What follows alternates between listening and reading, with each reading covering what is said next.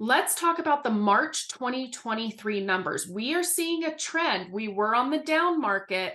Now we're starting to see things go up. So stay tuned and take a look at what I'm going to share with you today and what frenzy could be coming for the spring and summer markets and why. So stay tuned.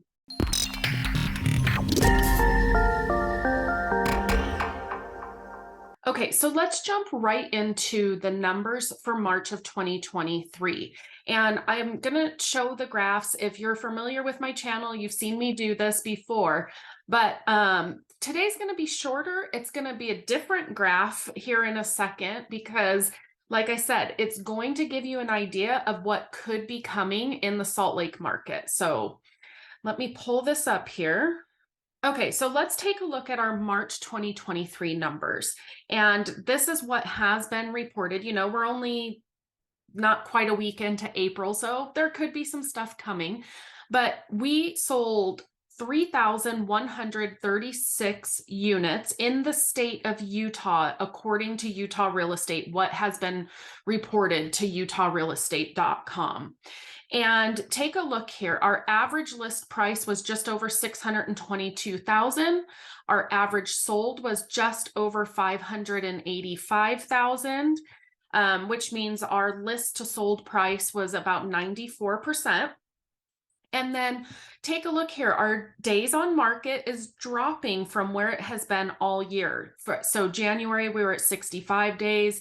February 66 days, and now in March we're at 61 days. You can kind of forget about April because, like I said, we're only 5 days in. So, you know, this is going to change drastically, you know, by the end of the month. Now, the other thing I want to point out here is take a look at our average sold price for March. It's actually ticking up just a little bit from where we finished February.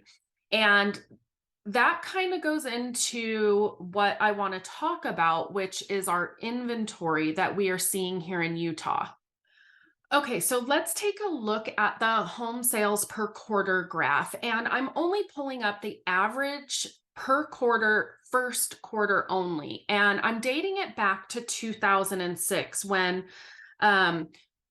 the housing market was really crazy, and compare it to where we are now. But first things first, our average sold price in 2022 first quarter was 610.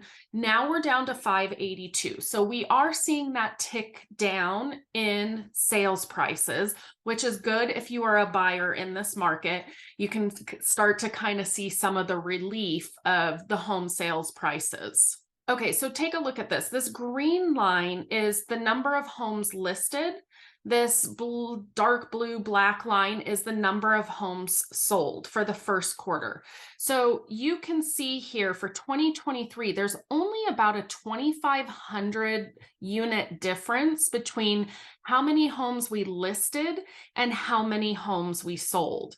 If you take a look back here to 2022, it was about 2,800, so just a little bit more.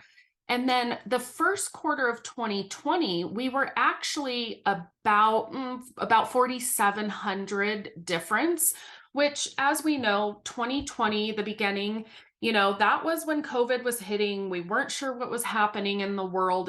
And it was right after that first quarter that things really took off in the real estate market. But you can see quite the gap between 2020. But take a look at our number of homes listed. For the first quarter, we're at 10,000, just over 10,000. And if you look at this historical line, looking back all the way to 2006, when things were hot, we still had more inventory and more selection for buyers than we do right now. The only thing that even came close was in 2013, and that was as the market was starting to recover.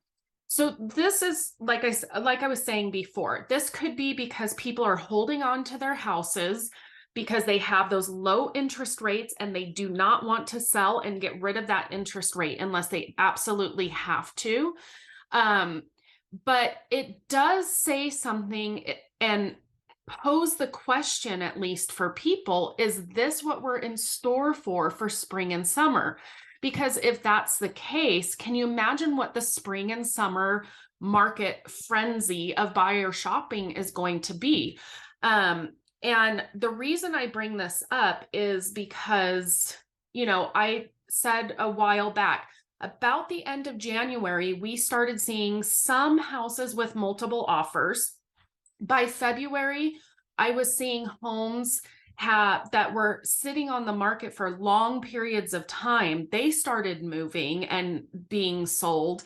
And this is a good indication of why that's happening, because of the inventory and buyers have less to choose from.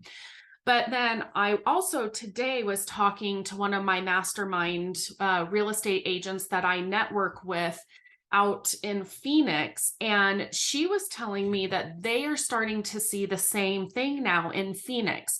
They're now starting to see the multiple offer situation because they have low inventory and nothing for buyers to choose from. So it's a good indication of what could be coming for Salt Lake City this spring if we don't get our inventory up. Builders have cut back on what they're producing, and like these numbers show, sellers are just not putting, their houses on the market. I shouldn't even say sellers. Homeowners are not putting their houses on the market for buyers that are ready to buy in the market. Okay, so I want to jump over to this report again really quick. And this is for median prices. So we just talked about average prices. Let's look at median.